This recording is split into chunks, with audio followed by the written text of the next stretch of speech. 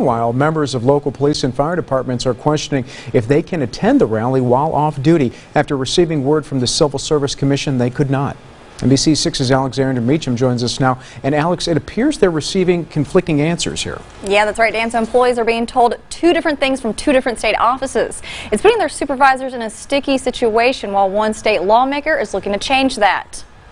The issue of whether municipal police and fire employees can attend President Donald Trump's rally off duty and in plain clothes started last week. The Office of State Examiner of Fire and Police Civil Service sent out emails detailing what employees can and cannot do that's considered political activity. According to the Louisiana Civil Service president, if an employee is at a political event, they could face a 30-day working suspension for their first offense and termination for a second offense, of which they can be barred for at least 6 years. However, on Tuesday, Attorney General Jeff Landry issued an opinion saying employees can attend based on Article 10 of Louisiana's Constitution. That's an advisory only, and the AG's opinion does not have the force and effect of the law. We spoke with the Shreveport fire and police chiefs on how they're handling it. My goal is to protect our firefighters, and you know, any information that's passed along to me from that level in Baton Rouge, I'm going to pass it along to our members. You know, we're just trying to put the facts out there. So the last information I got, we just kind of put out the flyer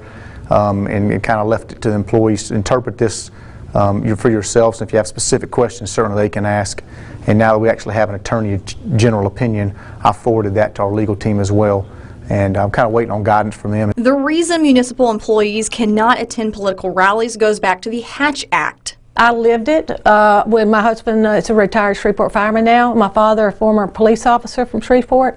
I lived with that same gag on my mouth. I mean, all but 4 states have revised their little Hatch Act, and it's time for Louisiana to join them. A Law State Representative Dodie Horton tried to change. If my husband, I called and asked him what he would do.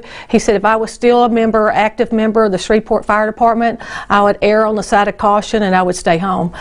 Their job is so valuable that they can't risk losing it. And the state examiner tells me the long-standing advice of that office is for employees to err on the side of caution because of the severity of that penalty. Back to you. All right, thank you.